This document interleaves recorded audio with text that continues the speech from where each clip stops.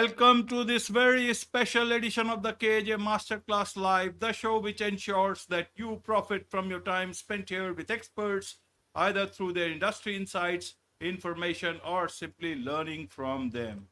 And today we have Ayo Haynes. She is an open adoption advocate, single motherhood coach, real estate expert, and empowerment speaker. Welcome to the show, Ayo. Thank you so much, AJ. I'm so happy to be here. You are welcome. Welcome to the show. Welcome to India in this online form. And I'm sure not just in India, but a lot of people across the globe will benefit from what we are going to talk right now. We'll be talking about how redefining single motherhood. That's a lot of, I think it's making a lot of case down there in the US. So we'll talk about that part. In India, it's a different story. And here it is, much more of a different thing altogether and laws and all. So we'll understand all that from US perspective, US laws. But first, let's understand a bit about your journey, your background, Ayo, so that people know who they are listening to and also learn from your journey itself. Sure. So my name is Ayo Haynes. It's always a difficult name for people to pronounce when they look at it, but it simply means joy. And so that's what I try to bring to life every day and to help other people and other women, especially, find that joy because we have a lot on our plate as women. We are, career women. We are family, heading families up, birthing children, raising children, supporting our husbands and our spouses. It's a lot. And so a lot of times we get lost in the mix. And especially what I discovered as I was going through my 20s and 30s, I realized that there was not a lot of time to be a mother after all. I thought I had plenty of time. And then my career, after I got it going, it took first place and front seat of my life. And then I realized my dream of motherhood was always there. Despite all the transitions of my careers, I started out in acting and then I went into real estate and now coaching. And for the whole time, I realized that my biggest dream in life was to be a mother. But I found myself single at that crucial time where I really needed to make a decision. And my fertility window was fast closing. So I had to make a decision about what it was that I was going to do to realize this dream, which I call my life non-negotiable, that thing that I was unwilling to leave this life without having accomplished. And we all have different life non-negotiables. For some, it might be going to college or starting their own business or traveling around the world. My particular life non-negotiable for that time period of my life was being a mother. And so I tried fertility treatments unsuccessfully after thousands of dollars of trying and lots of hormones in my body. And then I saw someone in my family modeling adoption as a single mother, which I never really thought of adoption that way. I thought of, fertility treatments and becoming a mom through IUI or IVF, but it never occurred to me that I could do this through adoption. And quite honestly, AJ, I wish I had known this earlier because it would have saved me thousands of dollars. It would have saved me putting all these hormones in my body. And I always say that fertility treatments are an if, but motherhood through adoption is a when, because you will become a mother. You will be chosen by a birth mother, at least here in the States, eventually. Whereas with fertility treatments, it's just a crapshoot, really. And so I discovered that I could do this on my own, but there wasn't a whole lot of people that I could go to ask questions. And so I am a very inquisitive person. I started asking questions from attorneys, sitting with counselors, the person who was doing my home study. I needed to know more about this process before I could really embrace it. And once I embraced it, I realized I could actually do this. I could actually be the mother of a child born at birth and adopt that child at birth and do this on my own. However, I thought it was going to be easy, and it is not. Single motherhood, whether you come to single motherhood through a marriage that has failed or you came to single motherhood on your own, it's difficult. And you do need a community of people to help you to navigate the waters of what it means to be a single parent, because there is a need for that opposite sex person to be in that child's life, to give them a model of what it is to be um, a daughter or son, um, other than from the single mother perspective. Right. Thank you for that, Ayo. And so, what does the law say? You said it's very difficult.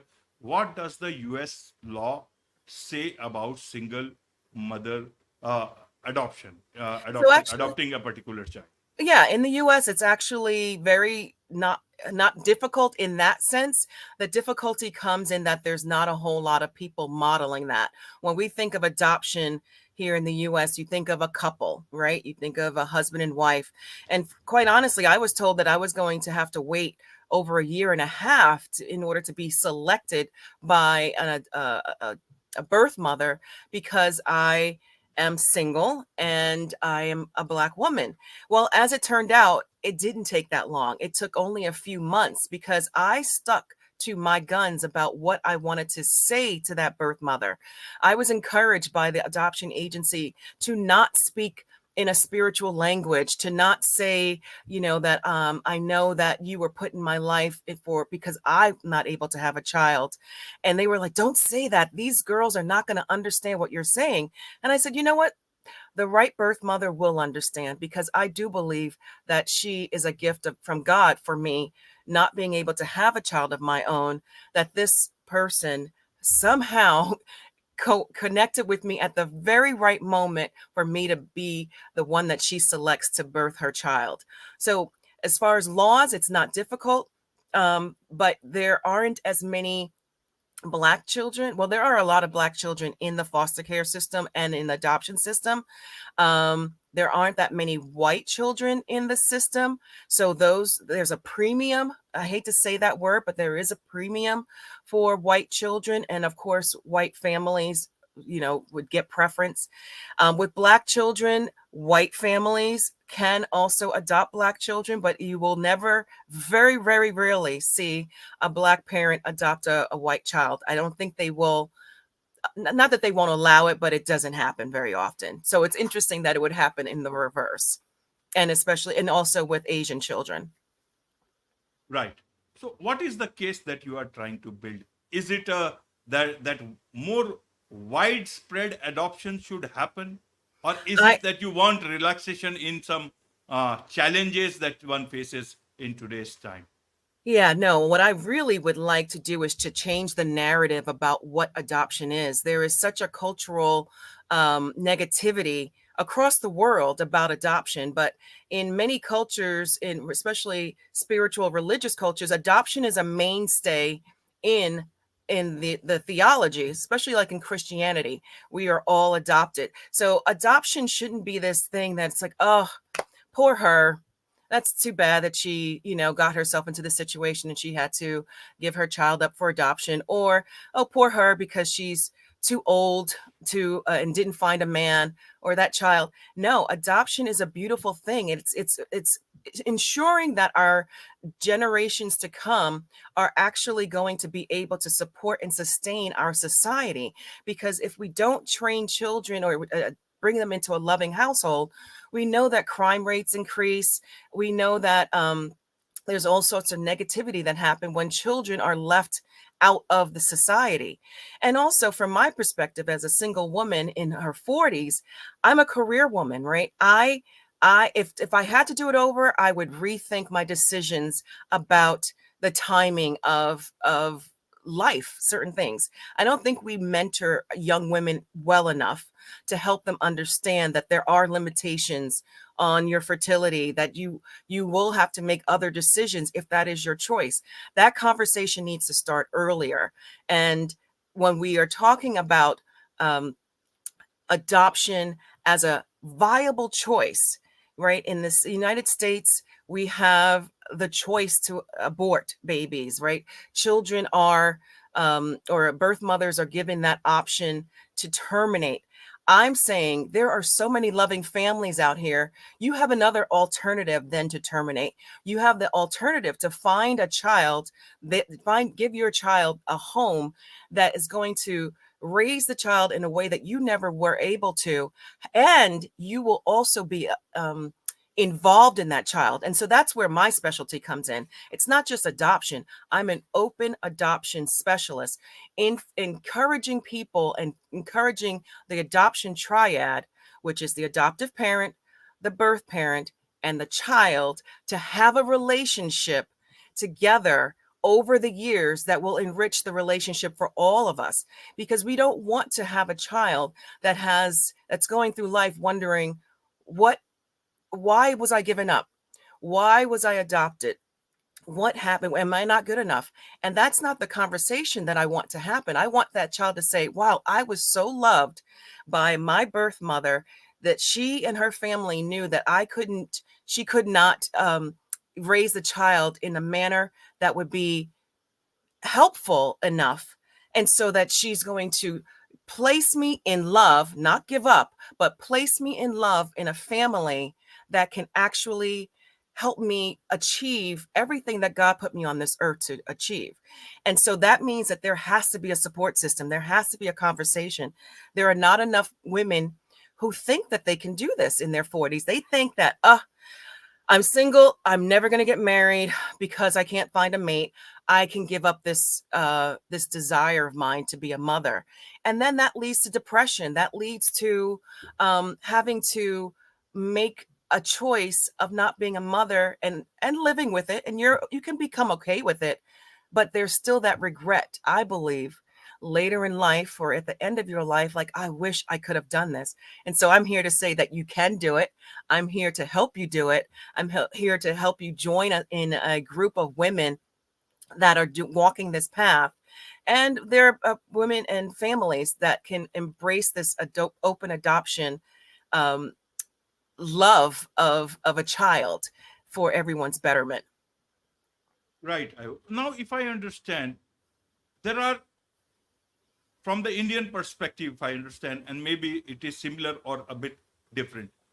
There are a lot of orphanages. There are a lot of Yeah. places where either the biological parents are not there, or for whatever reasons they are now living in uh, homes or orphanages, or any of the governmental setup that is there for children who do not have parents.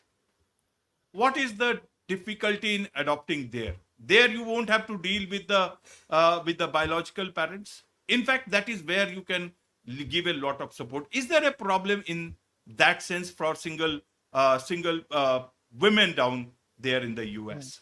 So that would be more of a foster care system that you're describing, where the child has been separated from the parent, and they are now the ward of the state or the of this city that they're in. So they are in an orphanage, not the way that we would see and think of in other parts of the world. And they can be in a group home, they can be placed in someone's home.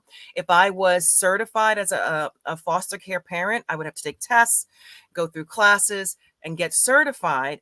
And then if there was a child that met the needs or the requirements that I said, say I wanted a boy who was 5 years old or younger, then they would look for a child in the system and then place them with me, at least temporarily. And then there are situations where it would be called foster to adopt.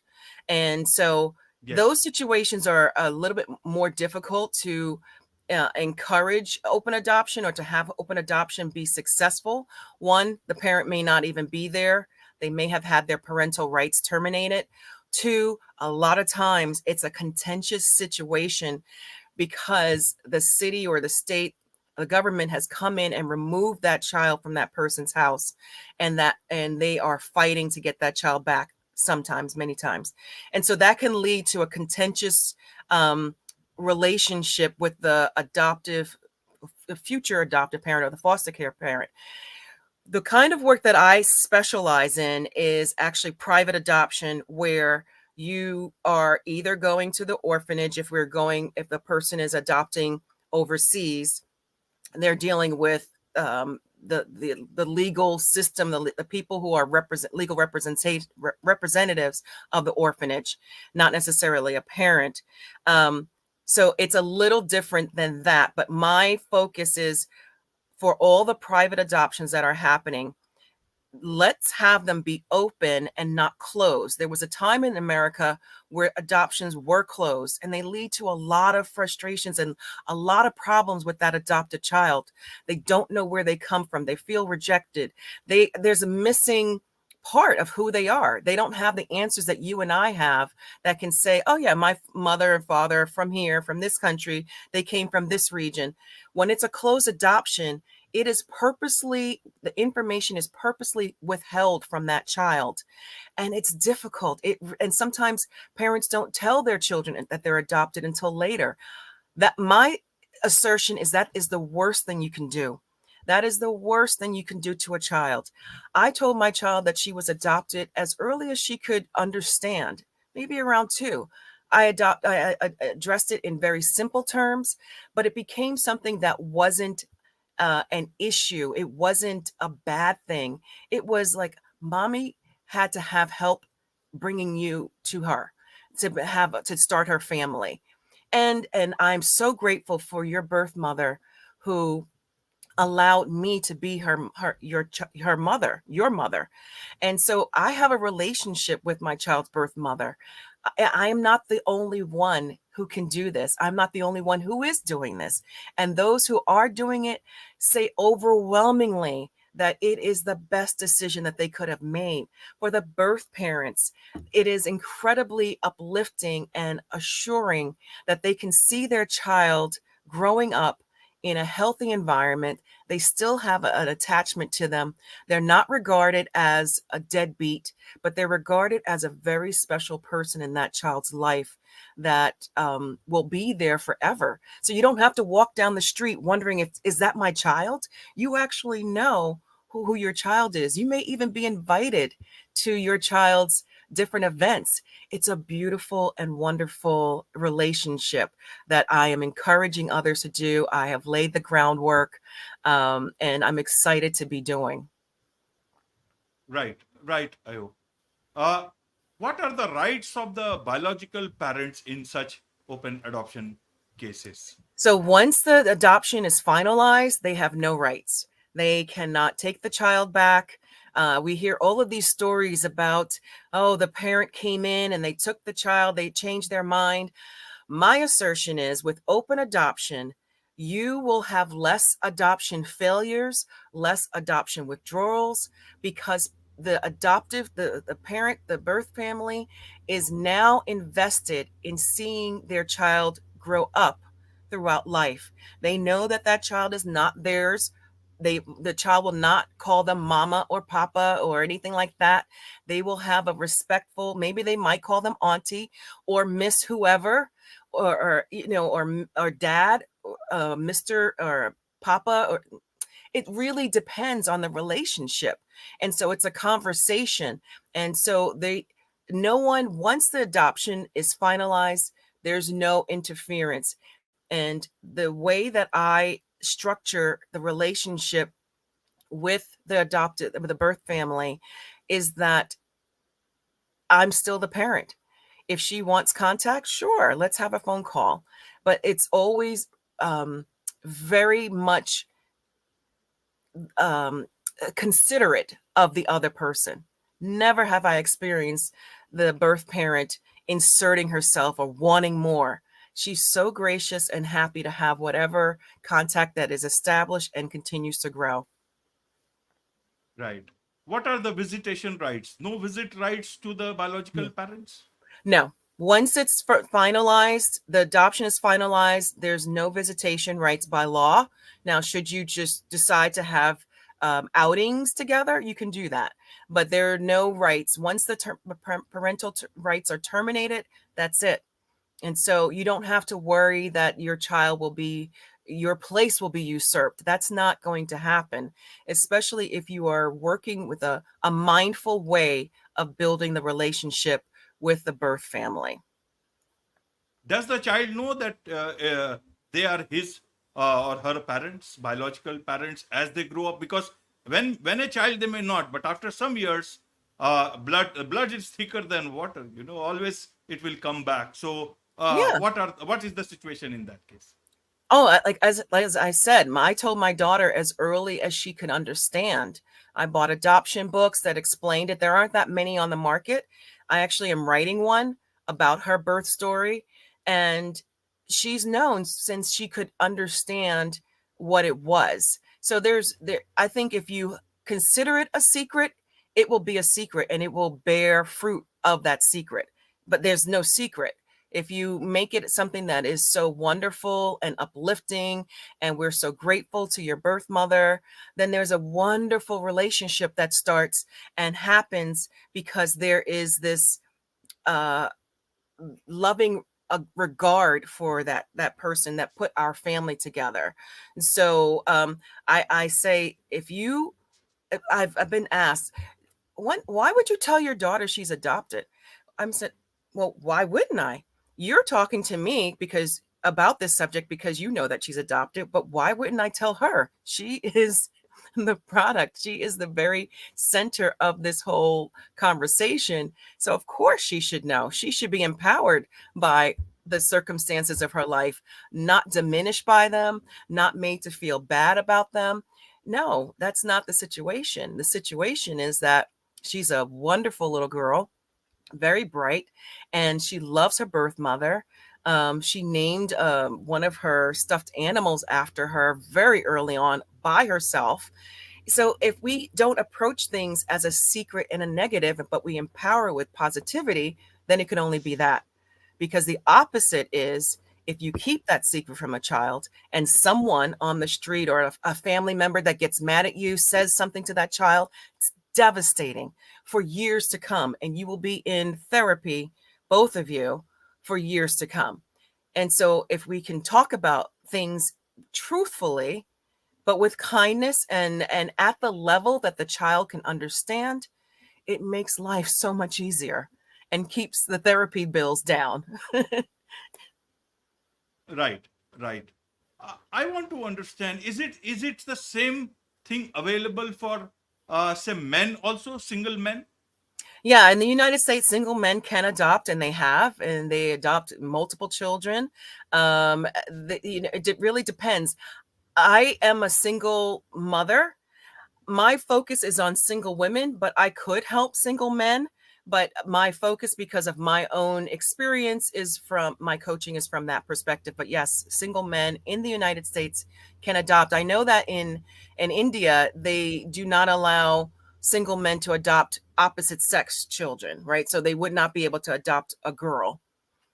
Yeah, I there are many laws. I'm still not very coherent with all these adoption laws, but most of these laws in principle are to make sure that the child is really taken care of and that there is no abuse. And I guess this Absolutely. is where this is the intention in, I guess, in almost all the countries of the world.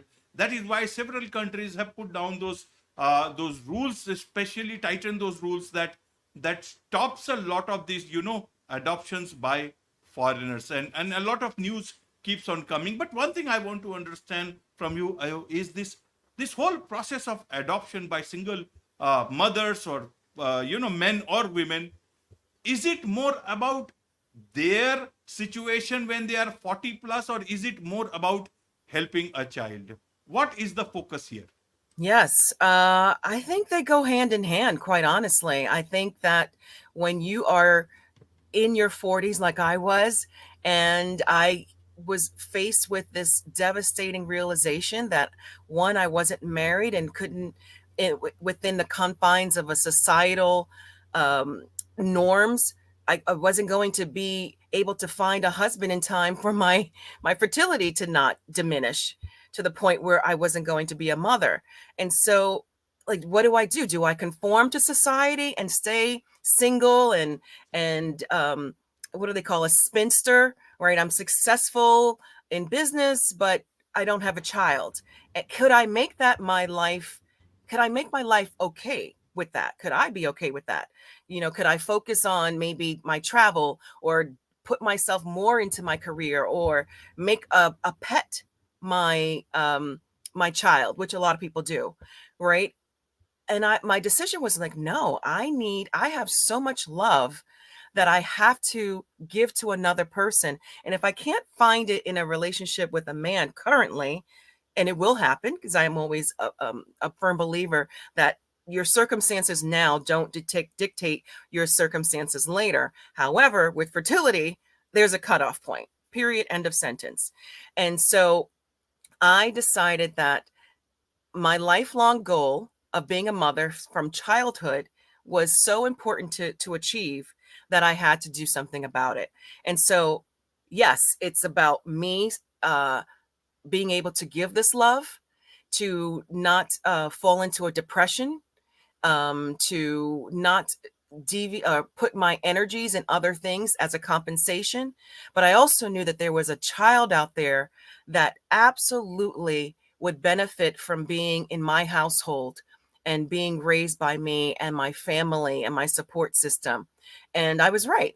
And I encourage other women in their 40s who are at that same point that I was at, where you just don't know how you can make resolve this for your life to not be a mother. So thankfully they go hand in hand. It could be a selfish reason for that single mother to say that she is going to do this, but the benefit to the child is amazing. Look, I'm not going to beat around the bush. There are absolutely shortcomings in this, right? That child absolutely needs a male role model, but that's where godparents come in. I selected my godchild, my daughter's godparents, so on purpose, so that she would have a relationship with a strong man in her everyday life. Same thing with if I was raising a boy child, I would do the same thing.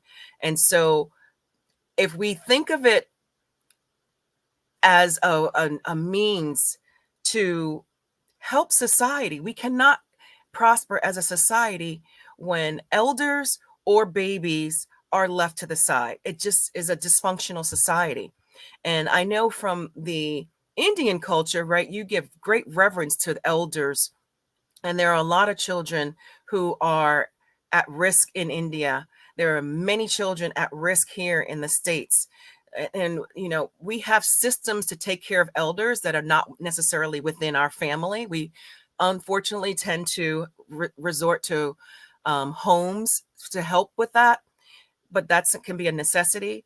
But there are absolutely women who are having children who don't know what to do. They're at their wits' ends, and they could either remain in a household that is not able to support them, or they can be given to a family that can increase who they could possibly be in the future. Right, right, Ayo. What is the role of the government in such open adoption, or is it purely between the biological parents and the adopting a mother? Yeah, the government has no role in open adoption. They do give an adoption credit to encourage adoption here in the US. But the relationship that develops is purely because of what the parents put together, adoptive parents, mostly as the lead with the birth parent. I've never really seen a birth parent spearhead the connection between the adoptive parent and the child, because the adoptive parent is the legal parent. So that adoptive parent has to be open to that open adoption scenario. I can tell you from my own personal experience that when I approached my daughter's birth mother and her grandmother, actually, because that's my daughter's mother was very young, but so I had the relationship with her mother. I said to her, I want your granddaughter to know who you all are. I want you all to be a part of her life. Now, I didn't know to what extent, and it's day by day, right? I know in the future, I'm sure they'll even have more of a relationship.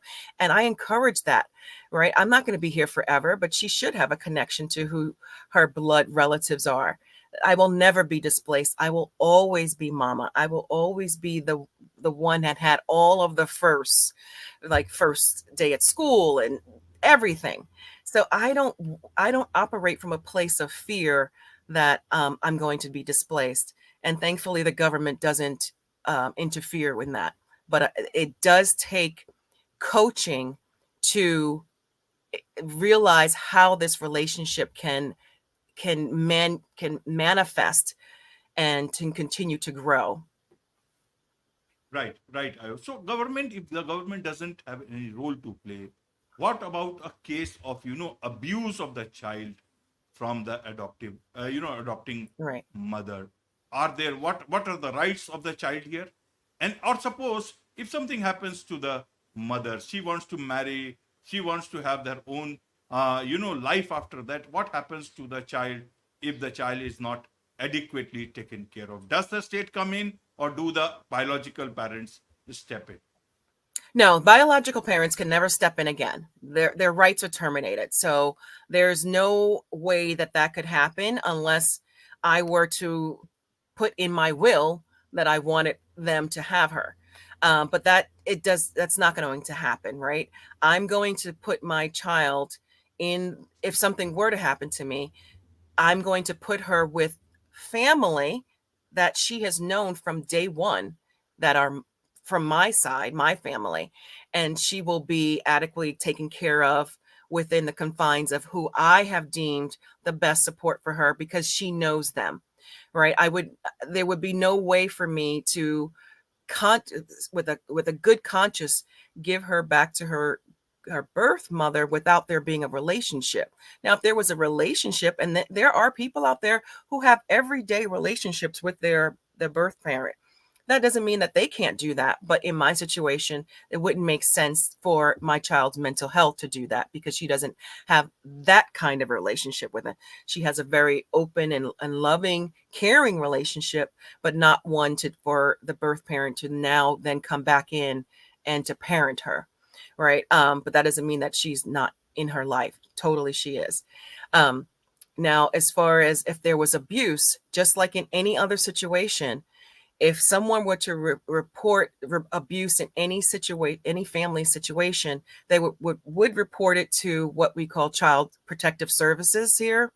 It goes by different names and acronyms in different states, but then they, working on behalf of the government, could take that child out of the house. When they take the child out of the house, they could place it with a family member, and that could lead to kinship adoption, which is totally another viable option within the open adoption spectrum, because you absolutely do know who the parent is. Or they're placed in foster care under extreme situations where there's no one else there to step in. And if they stay in foster care for a very long time, which is incredibly unfortunate and happens all the time, they could literally stay in foster care from childhood all the way up to adulthood, where the state no longer has a say, and they emancipate them at the age of 21. And I used to work on a commission out of New York. I was placed on this commission by the mayor then, Mayor de Blasio, and it was a commission to help prevent children aging out of foster care into homelessness, because they have been taken care of their whole life and now they have to take care of themselves. It's a horrible situation. And there are so many families that these children do not need to be in foster care for that long, right? It just doesn't need to happen. I'd like to see every person who believes in pro-choice, okay, then adopt. If you believe if you're pro-life, then you should be adopting, right? There should be no children waiting for homes if we are really a society about protecting the youngest and the most vital parts of our society. Right, right. One last question I want to understand for the audience is that, do single mothers, do they have state support if they are single but they adopt a child, and they will get state support? They can. They can. I mean, generally, when you are going through the adoption process, you are opening up your entire finances to the adoption agency. You have to get a home study where an independent social worker comes into your home. They assess the safety of your home. Do you have enough bedrooms? If you're adopting an opposite sex child, you have to have a separate bedroom. They look at if you have insurance, if you have life insurance, your work, all of the who's in the household, who's coming in and out. They do a thorough investigation. Your fingerprints are taken. You have to go through Homeland Security to get uh, passed through or approved. So there's a lot of measures in order to do an adoption through an agency. Now, if you do a private adoption where I heard that my neighbor's daughter is pregnant and I wanted to have a situation where I could adopt, I would hire an attorney to then broker that situation, that adoption. So it really depends on how you're going, what kind of adoption you're doing. Now, if as a single mother, you hit hard times and you need a little support, just like any other person, any parent, dual household family, if they need support, you can apply for it, same as a single mother. Right. Can there be a situation, or do you see a situation where uh, people start only adopting purely to get state support, especially when they think that they may not be Right. that financially strong, especially at the age of 40 plus. Well, usually people who are adopting in 40 plus are career women. They've saved their money. They have more disposable income. So that's not generally the situation in women who are in their 40s. They generally have put their career ahead of other situations in their life, or they have just found themselves at this time of life. Like it was almost like I woke up. I'm like, oh my gosh, I'm 40. How did this happen? So that's generally not the situation. Usually, younger birth parents need more help than an older adoptive parent who's looking to adopt. Adoption is not cheap here in the States. It can be upwards of 20,000, 25,000, and more. So it's not something that a person in their 40s who doesn't have money is going to pursue as far as a private adoption. Now, if they didn't have the money to do it, but they were still interested in adopting a child, their best bet would be foster care, because the state then pays for that child while they're in your household, and you will have a monthly stipend. And sometimes that stipend, even after adoption, will continue up until that child is 21. And that will include health care, school care, insurance, I mean, everything, going to college. So if you are financially not in a position to pay that, like cash out of your pocket, 25,000 more, 30, 35, then foster care in the States is the way that you should go about achieving your dreams of motherhood. Right. There is much to understand, learn about all these things from you, and I'm sure a lot of people would want to understand about these things from you. So, what is the best way for them to connect with you? Yes. Well, thank you, AJ, for today. I am totally reachable on the web at openadoptionsuccess.com. And there you can go on and explore what it is that we've talked about here in depth. You can select a questionnaire that will walk you through the questions that I would ask you about your journey to motherhood and if adoption is the right path for you. After that, you can schedule a call with me. We'll go through your answers. There's no right answer. There's no wrong answer. I also have a blueprint for single women to tell them, explain what it is to walk through the path of adoption, what to expect. And I have coaching as well. And most importantly, I'm so excited about She's Extraordinary Summit that's coming up in February of 2025, where women of all ages, well, I should say like 35 to 55, who have become mothers or they're career women, and they are looking to have support to understand what their life non-negotiables are and need to break through and to find a community. It's going to be in Las Vegas. I'm super excited to be planning that. And so that website is shesextraordinary.com. And I'm available and reachable on LinkedIn, Facebook, Instagram, and TikTok. Easy to find. Easy to find. Wonderful. Yes. With this, it's a wrap on this very special edition of the KJ Masterclass Live. Thank you so much indeed for joining us. Thank you, AJ.